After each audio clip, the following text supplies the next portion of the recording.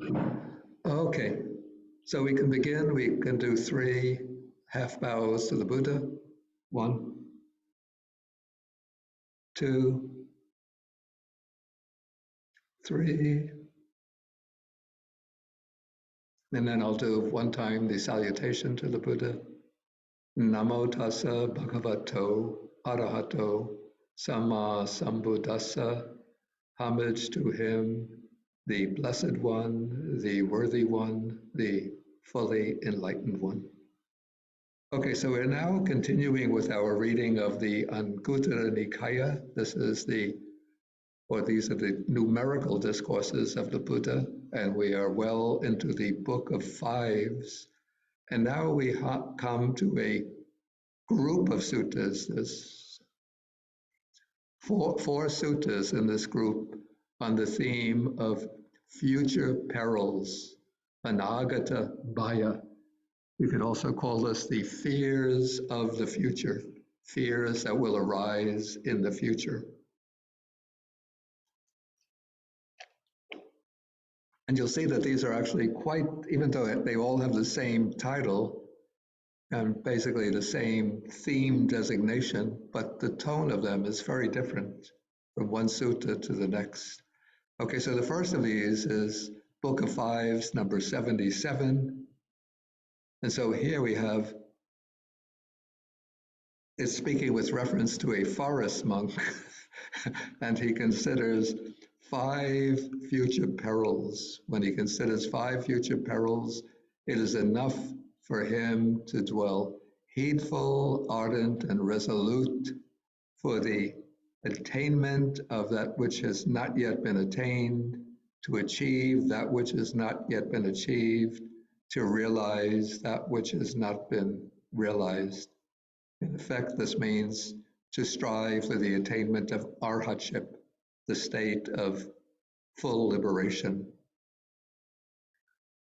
Okay, so actually the first group of suttas are almost a kind of reflection or meditation on the ever-present threat of death that confronts a monk who lives in the forest.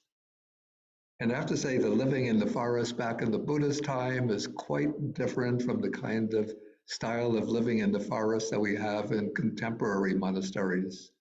Like here, even Zhuangyan is a kind of it's a forest monastery, but it has big buildings, and when we want to do meditation, we sit inside the buildings. But during the summer, I actually like to sit in the evening around the lake, but it's quite safe and secure. But back in the Buddha's time, and even up until recent times in some of the countries of South and Southeast Asia, monks who go into the forest will just build they'll have like a little hut built, and they have to walk sometimes a distance of, could be a mile or several miles, to go on their alms round. And they might do their meditation outside on a rock outside, where they're exposed to the elements and to other living beings. And so these are some of the ways in which a monk might reflect. So he's thinking, I'm now dwelling all alone in the forest. So this is quite different from a forest monastery. Like say in Thailand, you have Ajahn Chah's monastery, or Wat Pah Nanachat. This is the international monastery under Ajahn Chah, or Ajahn Mahaboa's monastery. I've never been to those places, but I imagine that they have a main meditation hall, chanting hall, and quite solid huts or cabins for the monks to meditate. And so they're all pretty much, they'll be going off on their own to their own cottage to meditate, but they're dwelling together at the monastery. But this is the case of a forest monk who goes off on his own to meditate in the forest.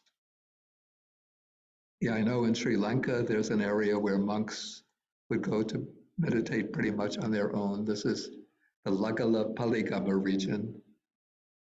And I mean, they live miles away from each other, just each one in a little hut.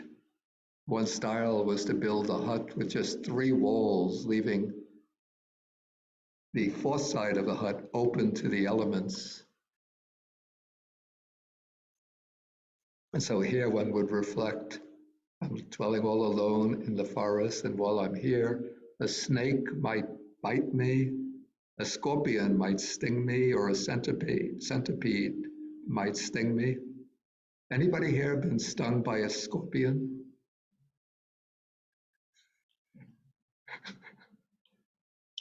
It is so painful. Though I don't want to claim to have been a forest. Well, actually, I was living all alone in the forest at that time. No, I had another monk staying with me at that time at the Forest Hermitage in Kandy. It was after a little rain, and there was a path in front of the cottage where we lived, and I like to do walking meditation there. So after the rain, I went out to do walking meditation. And I was walking back and forth, nice and very peacefully. Then I put my foot down, going right, left, right, left, right. Yow! Is that an electric wire that somebody had laid out in the forest? So that was with my right foot. Then I put my left foot down, and it seemed like I stepped on the same electric wire, like an electric shock going through the body. And then I looked down, and there's a scorpion there. And what had happened, probably, when I put my right foot down, I stepped on the scorpion, and then it jumped over to my left. And so when I put the left foot down, again, I stepped on the scorpion. So it was like stepping on an electric wire twice in immediate succession. And just I managed to stumble back to the cottage. And I think it was about like 4 o'clock, 5 o'clock in the afternoon. And I just went into my room. My head was spinning because the poison goes through the body. And I think my friend, the monk who was staying with me, advised me to take something. I don't remember what it was to counteract the poison, but I just lay down and then I fell asleep, and I slept right through till the next morning from about 5 o'clock on. Yeah, anyway, so the scorpion, and I was told that was the largest scorpion. I was told the largest scorpion, its sting is safer than the sting of the small scorpion. I'm told that the small scorpion can be quite deadly. Its sting can be quite deadly.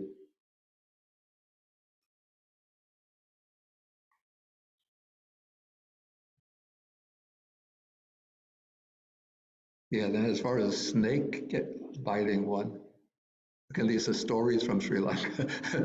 Yeah, this is before my time, before I went there in 1972. But I heard this was back about 1969.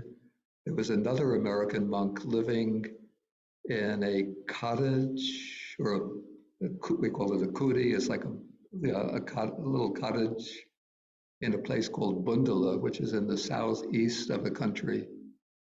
And he was doing, like, regularly, he would do walking meditation, and there was a kind of snake called a pulanga. I don't remember the Western name for it.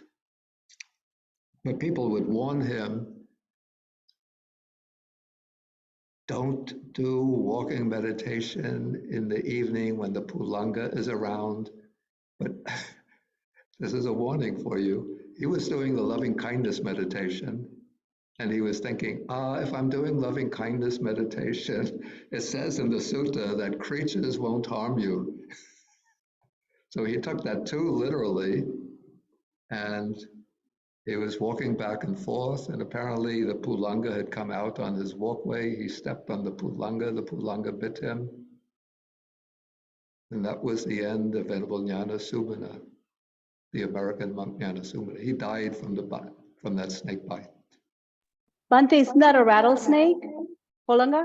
No, the rattlesnake is particular to at least to the Americas.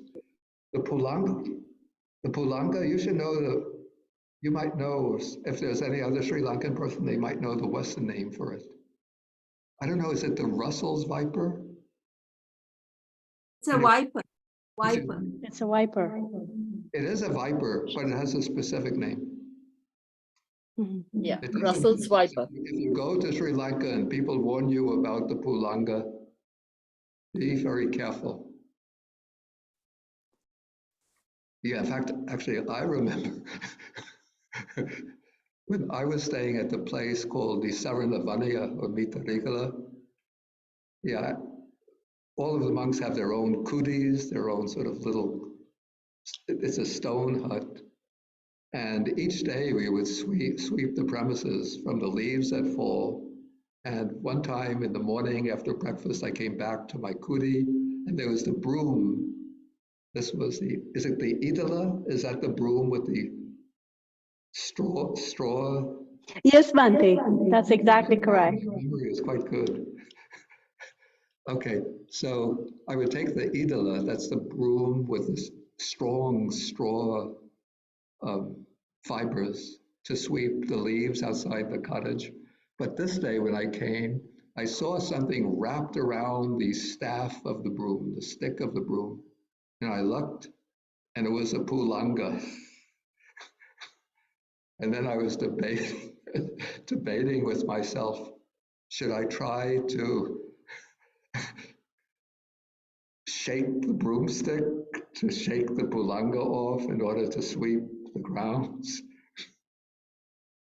Or should I just let the broom stay there and just let the leaves accumulate day by day? And this went on day after day. Each day I would look outside at the broomstick, and the pulanga is always there. It seemed to have gone into a kind of, maybe a kind of hybrid state of suspended animation or hibernation. So finally, one day I came and the pulanga was gone. And then I could sweep the grounds. Yeah, I remember now also another snake story. This was in the first months of my life as a monk in Sri Lanka. This was when I was staying at Balangoda. The way my bed was set up, it was a kind of raised platform next to a wall, and there was a mattress put on that raised platform, and then I would sleep. And there would be like a bed sheet over the raised platform, and then a pillow. So one evening, I was getting ready to go to bed, and then I looked between the mattress on the raised platform and the wall. I saw a snake, and I wanted to get rid of that snake, but I didn't want to irritate it or annoy it or activate it in any way. So since I had a previous background with Vietnamese Mahayana Buddhism, I chanted Namo Quan Pu Sa. That's like the same as Namo Quan Chi in Pu Sa. Hoping that would get the snake to go away. The snake wouldn't go away. I would send loving kindness to the snake. It wouldn't go away. I was thinking maybe I should get the broom and try to brush the snake away, but maybe it's a dangerous, fast-acting snake that would get annoyed with me and jump up and bite me. So finally, like my cottage was on a hill, and down the hill, on the other side of the road, there were some houses where lay people were living, and there was one man in the house just below the hill where I was staying who had come to help me in various ways. His name was Somapala. So late at night, I stepped out of my kudi onto the edge of the hill, and I shouted down the hill, Somapala, Somapala. And then he came rushing up, wondering why I'm calling late at night. And then he looked at the snake and he said, Mapala. Do you know what the mapala is? Yes, it's a small, thin snake, but it's said that its bite is very dangerous, very poisonous. So Somapala, I think he took the broom and brushed the mapala away and then brushed it off the hill so I could go back to sleep. So I could go to bed without worrying. Yeah, I was thinking maybe I should just go to, before he came, maybe I thought maybe I should just go to bed, and when I'm sleeping, the snake won't bother me. But I was wise that I called that assistance. Yeah, I've seen centipedes running around. I've never been stung by them. Okay, so these are some of the reflections, and then if you're bitten by the snake or stung by the scorpion, or perhaps there are really poisonous centipedes that could actually have a fatal sting. So because of that, I might die, and that would be an obstacle for me. And on that basis, one arouses energy to attain what has not yet been attained, to achieve what has not been achieved, and so on. I have to say, I haven't reached that stage yet. Okay, so that is the first fear of the future. This is really a kind of reflection on the ever-present or constant presence of things that can bring on a premature death that should motivate one to make that determined effort to strive to reach the goal.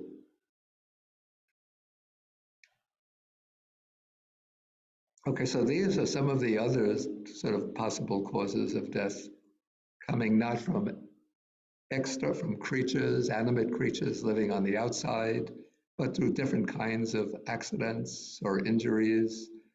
I might trip and fall down, or the food that I have eaten, perhaps it's become poisoned, or these are some of the causes of illness in traditional Indian, Sri Lankan medicine. The humors or elements of phlegm, of bile, phlegm, and wind, if they become agitated, they can cause some kind of illness, and that can cause death. So that's the second fear of the future.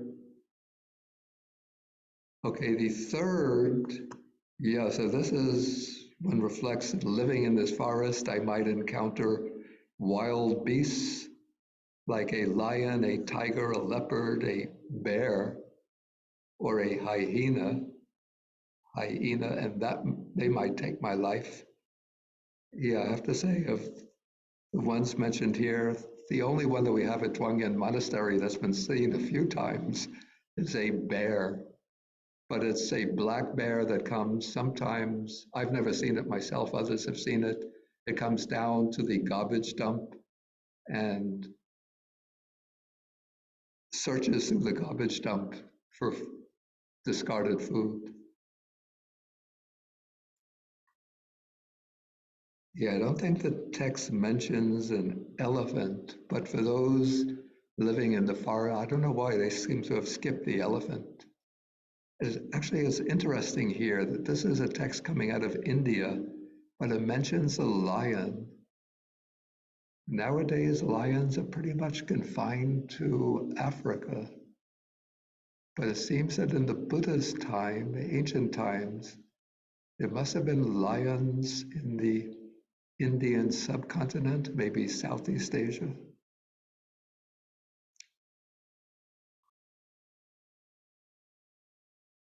Yeah, one of the things that monks in some of the ancient Thai forest tradition, actually even into the early 20th century, what they would do in order to test their determination, their vigor, their stability of mind, they would go to the regions, the far countryside, or the distant forests in which it's known that tigers dwell, and then they would set up their meditation huts or meditation places there in order to struggle with the fear, to overcome fear of the tigers.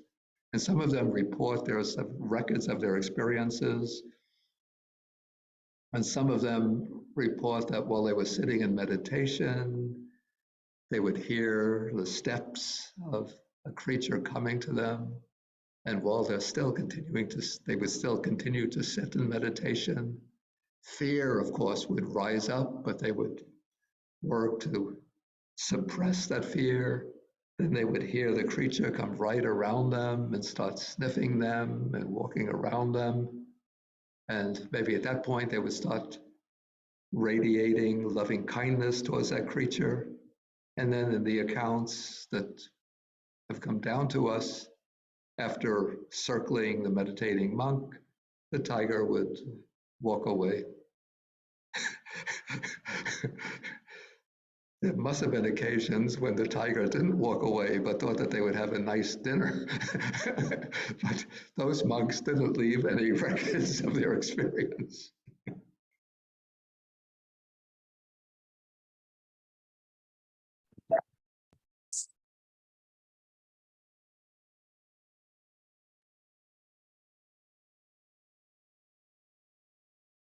Yeah, there was a German monk living in Sri Lanka who was very, very keen and dedicated to the ascetic practices and to very diligent meditation practice.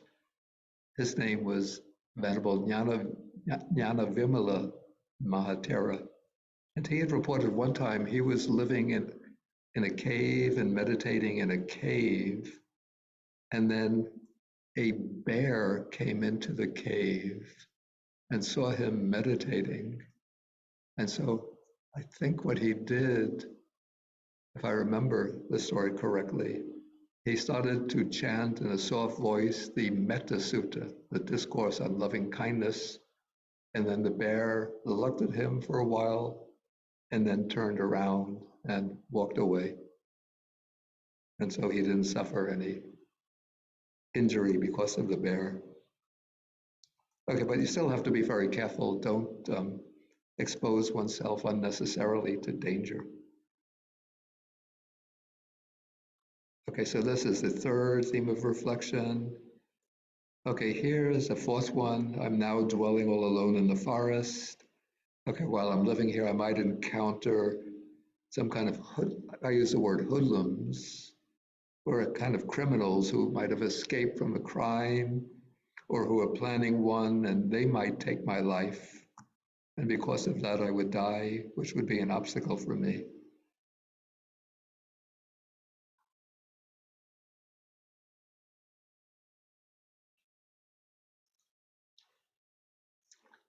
Again, are these stories interesting? I didn't plan on them, Yes. but some of them I think are interesting. Okay, this Yes, is, Bhante. yeah, this is when I was living in, again, when I was living in Sri Lanka. Let's see what period this was. It must have been about 1989, 1990. There was an event that took place around the island. It was not the Tamil Sri Lankan government war, but it was the uprising starting from the south, the uprise of this was a Sinhalese rebel group called the JVP, the Janata Vimukta Peramuna, in effect, the People's Liberation Movement. It was an uprising, a kind of domestic terrorist uprising, where what the JVP was doing, they were turning against the government, trying to overthrow the government, and they would be killing police, yes, or the families of police, and killing government officials and even family members of government officials. It was a really terrible time. And every week or so, the JVP would declare a nationwide, they use the word hartal. I don't know where that word derives from, but what it means is when they declare a hartal, no businesses are allowed to open. All businesses have to remain closed on that day, It's their way of sort of fomenting trouble and breeding resentment against the government by declaring the hartal.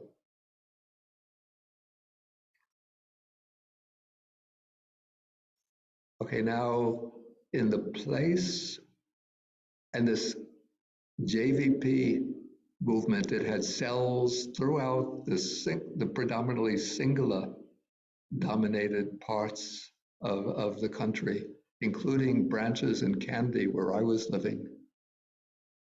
And I was staying at a place called the Forest Hermitage in the forest Udawatakeli, which is near the town of Kandy.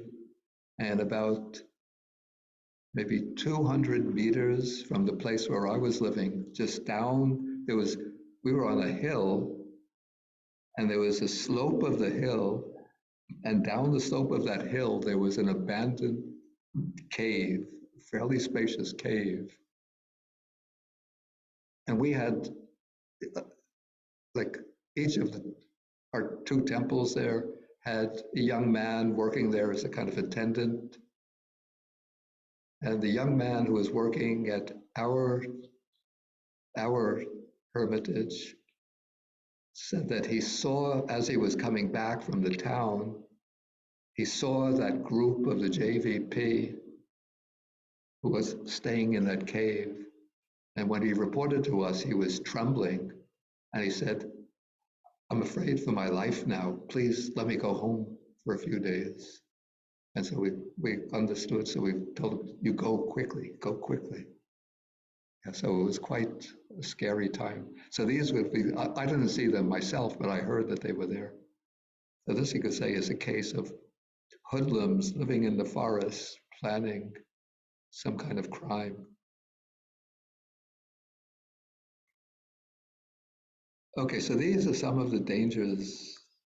And what's interesting is that, okay, the fifth one I'm now dwelling all alone in the forest, but in the forest there are wild spirits. These would be things like goblins, or you have words like yakshas, demons, demonic spirits, and they might take my life. I'm not sure whether this is true or not, but the monk can be imagining this, and it could frighten him, and that would give him the determination to practice diligently.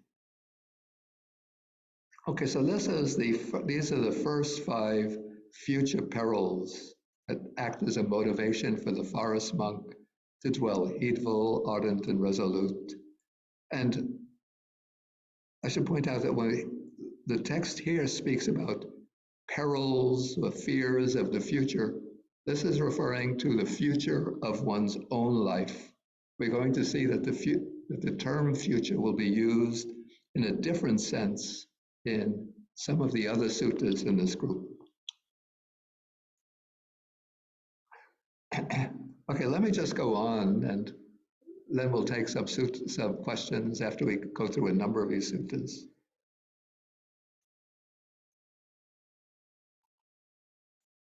The commentary here explains that fierce spirits as rough, violent yakas or yakshas. Yakshas are kind of demon.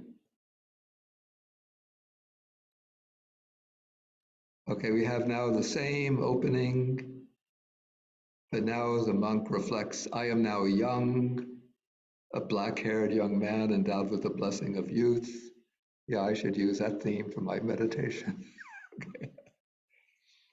But there will come a time when old age overcomes this body. And when one is old, sort of weakened by old age, it's not easy then to seriously practice the Dhamma. It's not easy to go to remote lodgings in the forest. And so before I fall old, I grow old and become weak and feeble and maybe lose my energy. Let me arouse energy to attain the unattained, and so on. And so if I achieve that state, like liberation, then I can dwell at ease even when I'm old.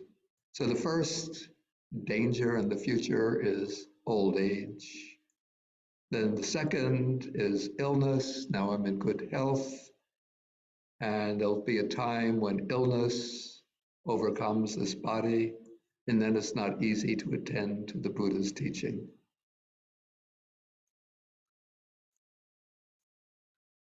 Okay, so those are quite understandable, old age and illness. Okay, then here one is reflecting that food is now plentiful. It's not that the monk is storing food, but there's been a good harvest. And so the people living in the villages on which I'm depending for my alms round, they have abundant food. And so it's easy to collect food when going an alms round. But there can come a time in the future when there'll be a famine, a poor harvest, and then alms food will be hard to obtain. And if you go an alms round, you don't get very much.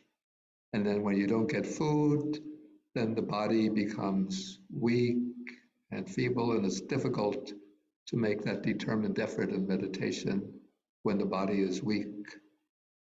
And also in the time of famine, as the text points out, people will move away from places where the ground is barren and dried out and barren to places where they can grow crops, and then the food will be plentiful.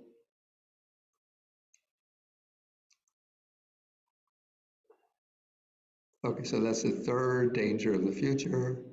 Okay, the fourth, maybe this is very important.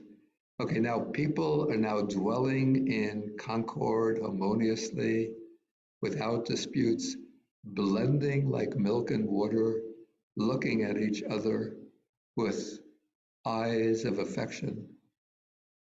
But there will come a time of peril, of I don't know why it says in the wilderness, of turbulence, when people of the countryside will mount their vehicles, of course not cars, but these would be like carts, driven by cows and horses, and they'll flee on all sides, and they'll move to places where there's safety and living conditions are congested and crowded. And in such conditions, it's not easy to attend to the Buddha's teaching. It seems to me that maybe this text is a little corrupted, because I would think that if you're dwelling in the place where people are fighting and having disputes, even if they're not moving, but they're still living there, but then it's not easy to collect food on alms round, and it creates, we could say, bad vibrations. So you don't feel comfortable when doing meditation, when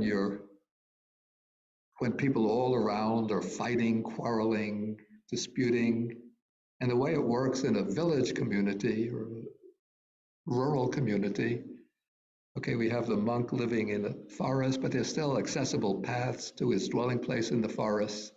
So we have two groups of people quarreling and disputing. So the people in group A will sense like some of their relatives will come to speak to the monk and say, you know, the people in group A are creating all sorts of trouble. Maybe they're claiming more farmland for themselves and they're not leaving us with enough land. They're taking all of the water from the wells for their purposes and not leaving us enough water.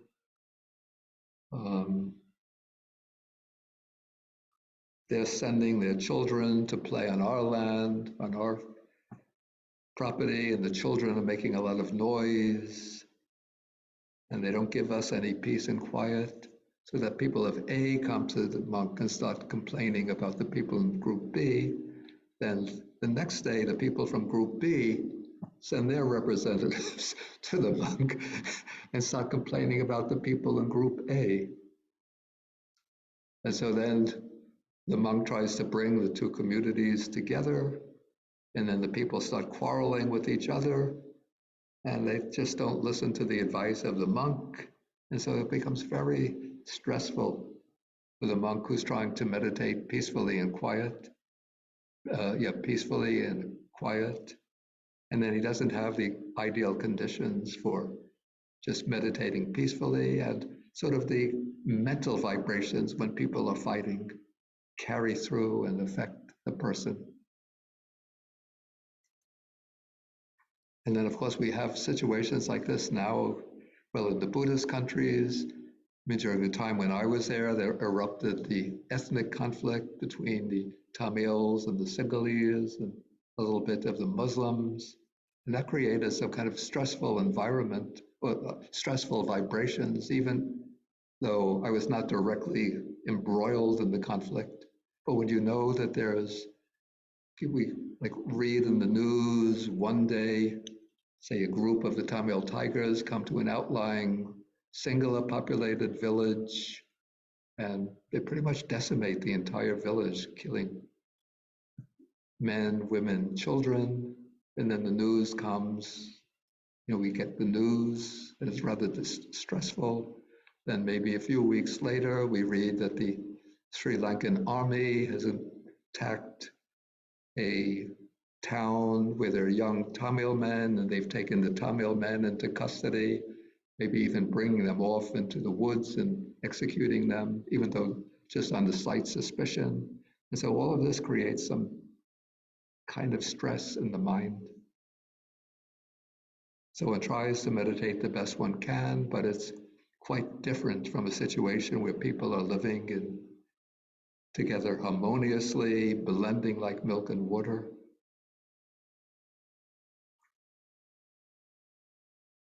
Okay, so where are we here? This is number 4.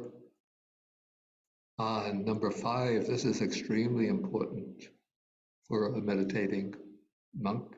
This is when the Sangha is now dwelling at ease, again in concord, harmoniously, without dispute, with a single recitation.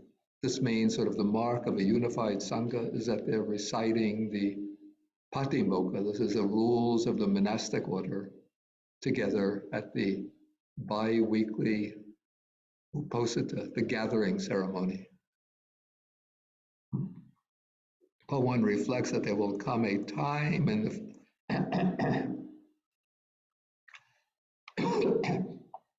the future when there will be a schism in the Sangha.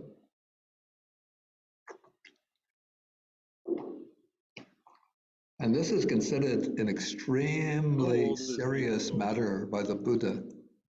Because the Buddha, here's what I found. The Buddha always wanted there to be harmony in the Sangha. It's one of the sort of key points of emphasis in his teaching. Yeah, but I want this typewriter. So this is called Sangha Beda. It's a split or breaking apart of the Sangha. It doesn't mean just disagreements or arguments or some kind of quarrels within the Sangha, but it means that the disagreements, the quarrels, the disputes have reached such a point that one group of monks thinks that they can no longer function together with the other group of monks. And so they break off and they refuse to conduct the communal activities of the Sangha together with the other group of monks. And so then you have that schism in the Sangha, and then there'll usually be arguments and disputes continuing between them.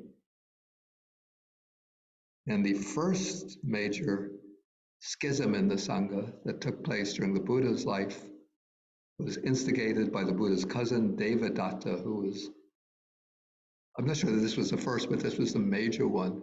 Devadatta was sort of envious of the Buddha. He wanted the Buddha in his old age to sort of retire, to take early retirement. So at the age of maybe 78 or so, it's not so early, but he wanted the Buddha to step down from the leadership of the Sangha, thinking that he would be able to step in and become the head of the community. 78. And so what he did was to When the Buddha refused to take early retirement and step down, the Devadatta conspired with a group of young monks trying to ascribe various faults and shortcomings to the Buddha and convince those monks that he was a stronger ascetic, a more accomplished practitioner than the Buddha. And so then they went off. Devadatta led that group of monks off to another location, and they started conducting their Sangha affairs together. And there was a major split in the Sangha, till the Buddha sent Sariputta and Moggallana to visit that group of monks and persuaded them to come back to the Buddha. So anyway, schism in the Sangha has been sort of a major concern, and it's actually, in a way, taken place maybe numerous times in Buddhist history. But this is when there's a schism in the Sangha, then it's said it's not easy to attend to the Buddha's teaching, not easy to resort to remote lodgings. And so before that undesirable condition takes place, before there's that split in the Sangha, let me strive to attain the unattained, and so on. Okay, so that is the fifth future peril.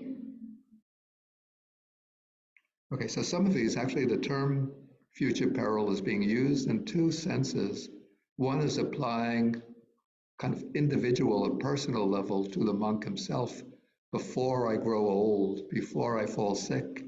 And the other has a wider application before, as time goes on, when there is commotion in society, divisions in society, and before a split takes place in the Sangha. The other suttas will deal with still a wider or larger time frame for fears of the future. But maybe now we could see if there are any questions based on what we've discussed so far.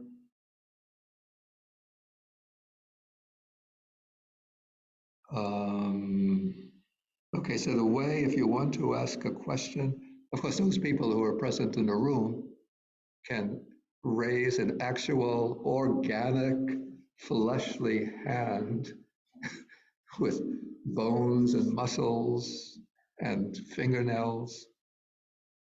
But those who are online have to settle for a icon or symbol of the hand. Okay, so I see two hands raised. So there's Samangi Munasingha. Yes, Bhante. As I'm listening to this sutta, contemplating on the dangers of future, and your stories, it doesn't seem like Buddha actually said there is a way to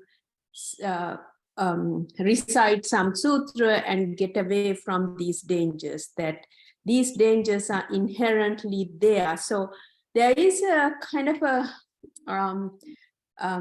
contradiction in saying Ratana Sutra will protect you or something like that, versus this is saying face the danger. It is there.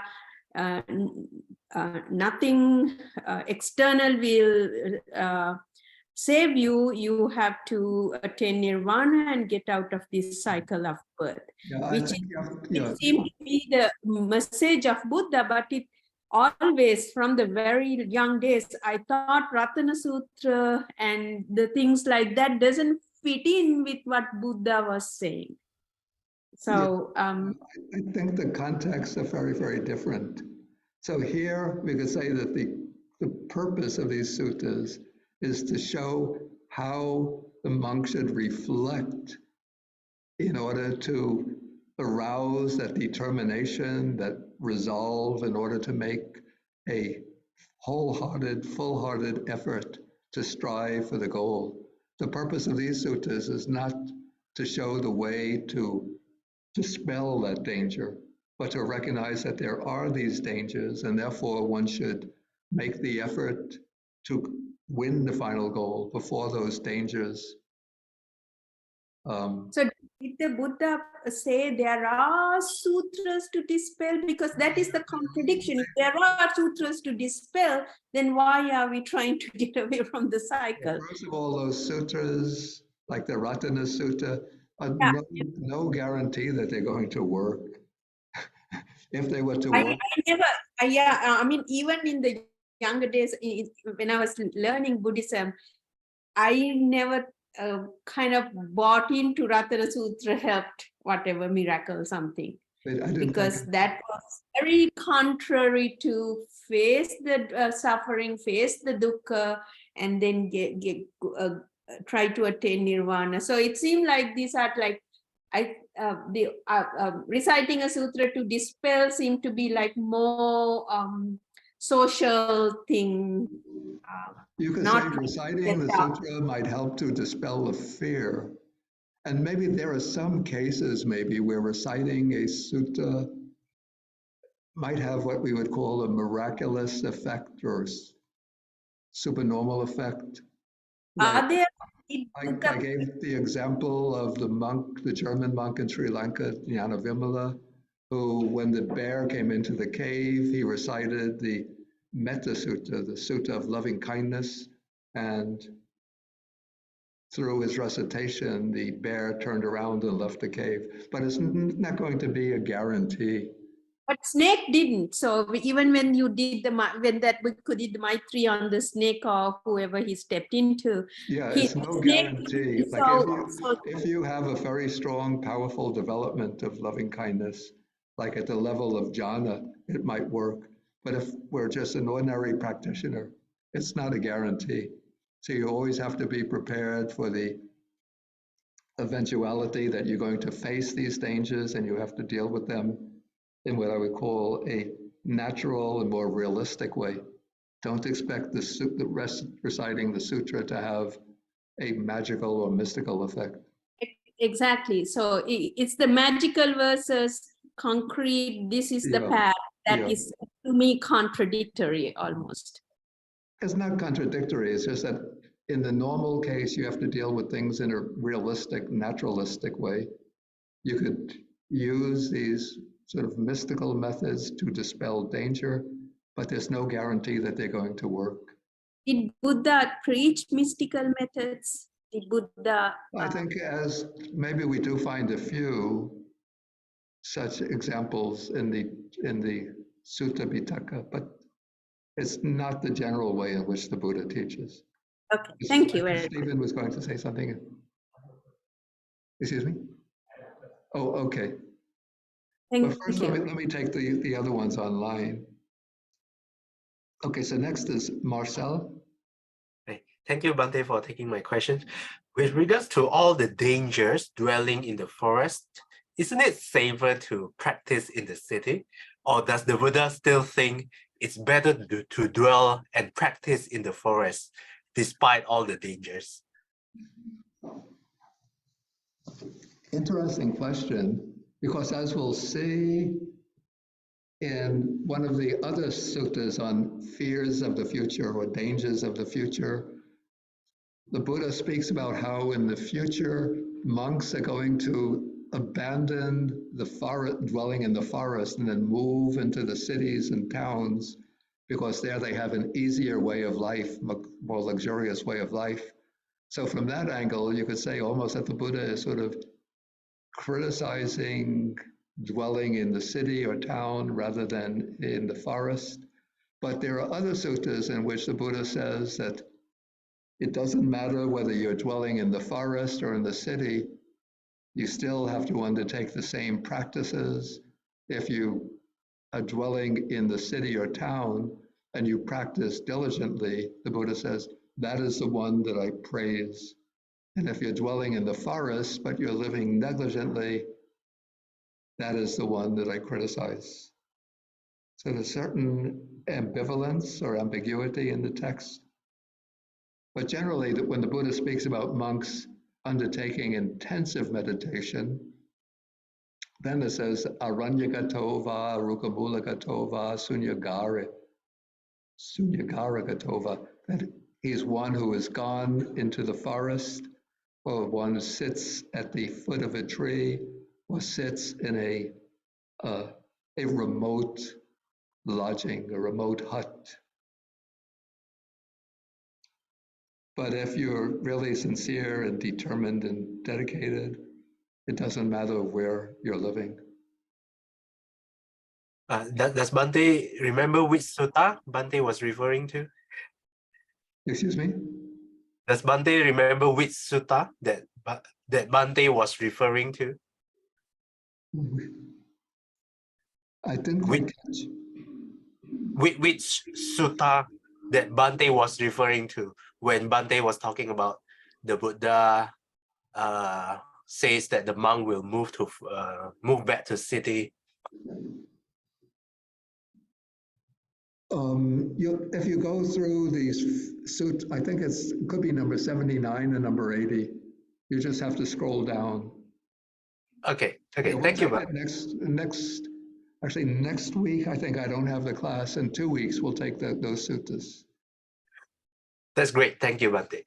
Yeah, not next week, because next week we won't have the class. In 2 weeks. Okay, next we take Kathy. Thank you, Bhante. I wanted to speak to your story about the snake in your hut. And it seems like I'm often looking for positive relationships between lay people and monks in the readings. And I was wondering, I kind of felt good when you said that, because you called on a lay person to come and help you out of a situation, and you couldn't have the information on which snakes were which because you were busy being a monk, and he did, and he could help you. Is that misguided? Do you feel like you maybe should not have called him, or Is that what? Is that a misguided interpretation that I'm coming to? Maybe you have.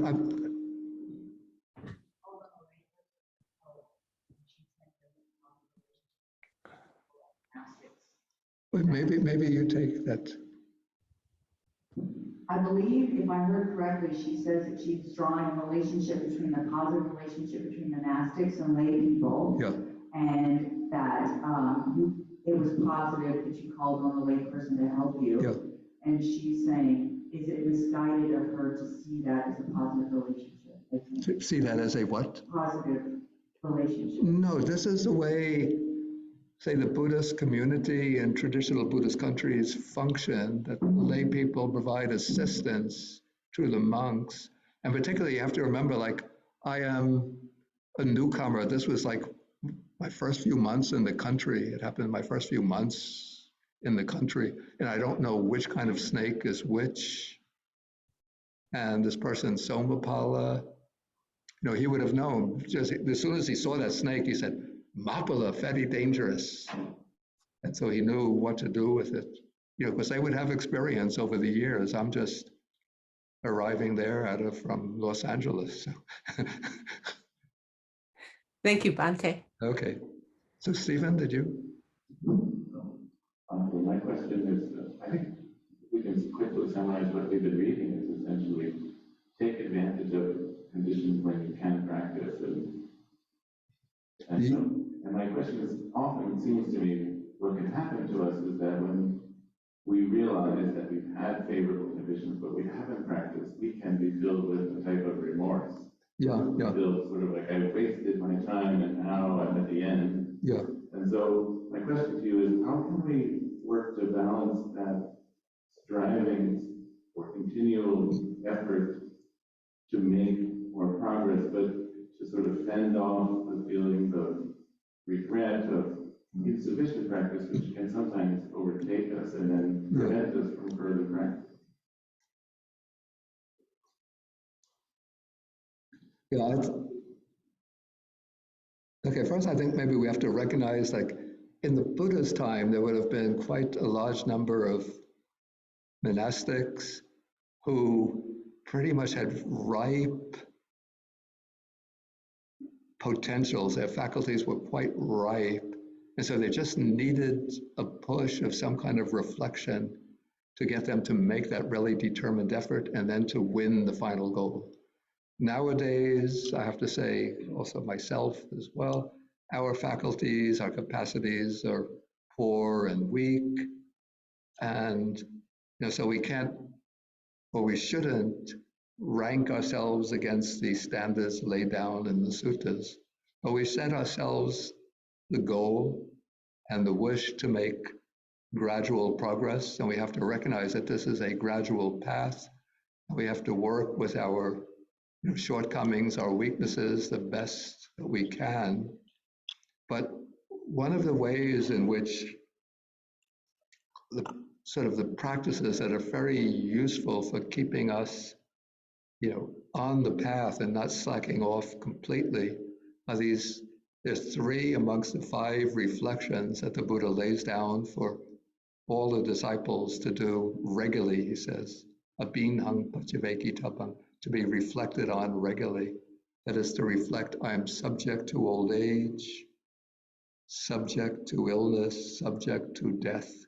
So if we do these reflections, then that will give us some motivation to be engaging with the practice so that we're able to strengthen our minds, strengthen our capacities, our faculties, so that when we grow old, we can face old age with equanimity and with, I think if you practice regularly, like mindfulness and meditation through one's life when one is in good health, that will enable the mind to remain stronger and steady even in old age, so that one is less likely to be incapacitated by some of the afflictions of senility. Maybe, and this is just speculation, perhaps even it helps to push off, to control Alzheimer's. Well, I can't, don't take that as a scientific statement though, since I don't know if any studies have been done on that. But it's just a hunch that I have that regularly practicing meditation will strengthen those parts of the brain that get affected by Alzheimer's. Okay, so doing old age and the reflection on illness. And so when one falls ill, one could bear the illness with greater equanimity. And then as one grows closer to death, or even if one faces an imminent death, if it comes suddenly out of the blue, one could face death with, again, with acceptance and equanimity, rather than with panic and fear.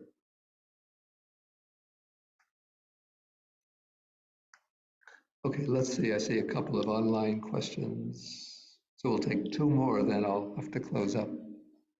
Okay, so Gita. Thank you, Bhante, for all your teaching. Bhante, in your examples, I was thinking about the karma, right? Because if you take Mahamoggallana's situation, how he passed away, and Angulimala's, those are prime examples of, when the karma matures, sometimes there's nothing you can do but to face that situation with equanimity and mindfulness. So I was going to ask you that, is that the correct way to see things? Instead of chanting and expecting the chant to save you, might be your past karma maturation. So you should make an urgent effort to reach Nibbana. I think that's what the Buddha is trying to say in these suttas. Like, think your head is on fire, right? Yes. And make effort. Yeah, certainly doing the reflection on karma will help to accept some of the situations. Of course, one has to do one's best to improve one's situations. One shouldn't just sort of passively submit to all external conditions, thinking this is all due to karma. That would actually be a wrong view, a wrong understanding. But sometimes when one tries one's best to escape a certain threatening or debilitating or dangerous situation and nothing works, then if you reflect that this could be, you don't have certainty, this could be the result of my karma, then it helps one to accept it with equanimity. And mindfulness. Yeah. Okay. Thank you, Bhante. Lee Halfpenny. Yes, Bhante, thanks for taking my question. Can you hear me? I could hear you. Yeah, it was on Sutta 79, which we haven't gotten to. And it refers to when in the future, when we're the suttas are focusing on emptiness and so forth. There are people now, lay teachers, who are teaching something called soul-making dharma. And soul-making, yeah. I was wondering, one, if you were from, and there are teachers who have been trained, have lived at like Gaia House or the Berry Center is presenting their teachings. And I was just wondering if you were aware of any of that and had any thoughts about that, because one of the things that the soul-making dharma focuses on is conceptuality in terms of getting to what they call a soul, and focusing on conceptuality, that it is not emptiness. It's taking a different path, basically. Yeah, first I don't want to answer your question now because I'm going to do Sutta 79 and Sutta number 80 at the next class. Okay. Maybe you hold your question off till the next class. Fine. Yeah, I've just seen some of these like flash when I get the announcements about upcoming programs from IMS. I just see the title, Soul Making Dharma, but I don't really know anything about it. But maybe I'll look into it now that I have some advance. It would make sense. Okay, so I think we'll have to end for the morning. And so we end, as usual, we'll end with the sharing of the merits. Okay, and so after sharing some stories about my time in Sri Lanka, we'll share the merits. So we share the merits of our practice of meditation, the teaching and discussing the Dharma. We share it with the Devas, the Dharma protecting deities, the Nagas or dragon spirits, the Bhutas, fear spirits, and so on. Akasata Chabumata Deva Naga Mahitika Punyantang Anumoditva Chirangra Kantu Sasanam Akasata Chabumata Deva Naga Mahitika Punyantang Anumoditva Chirangra Kantu Desanam Akasata Chabumata Deva Naga Mahitika Punyantang Anumoditva Chirangra Kantu Mang Parang Dukha Pata Jani Dukha Baya Pata Jani Baya Soka Pata Jani Soka Antu Sabepi Panino. May those in suffering be free from suffering. May those in fear be free from fear. May those in sorrow be free from sorrow. May all living beings also be thus. And then we're going to do 3 bows to the Buddha. Let me get the chime.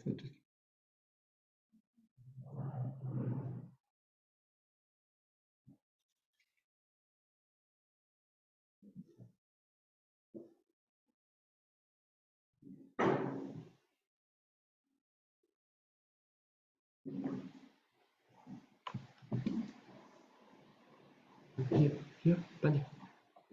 Oh, okay.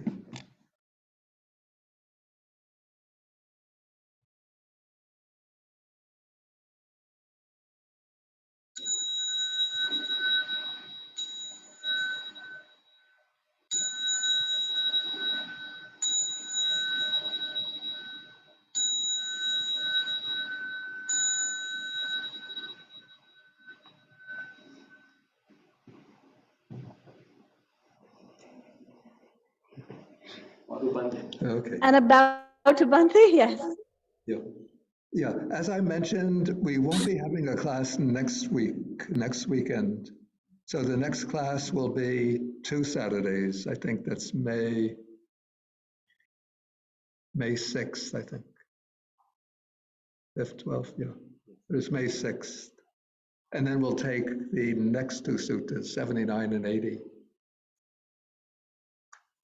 Thank you, Bhante. Be safe. Thank you be very well. much, Bhante. Enjoy your lunch, Bhante. Thank you, Be safe. Thank you, Bhante. Thank you. you. 2 in 2 weeks. Thank you, Bhante. Bhante. Are you having the Thank you, Wednesdays class? Bhante. Thanks. Wednesday class? Yeah, Are we Wednesday, having we have the Wednesday. Okay, so we'll see you on Wednesday. Yeah. Be safe in your travels. Take care, Bhante. Take care, Bye-bye. Bhante. Thank you, Bhante. Thank you Namo so much. Buddhaya. Okay. Bhante. Tuan Sarnai Bhante. Okay. Thank you, Thank you, Bhante. Bhante. Thank you. Sadhu. Okay, I'm going to end now. Sadhu, sadhu. Thank you, Bhante. Stop the recording. Let me turn the microphone. Okay.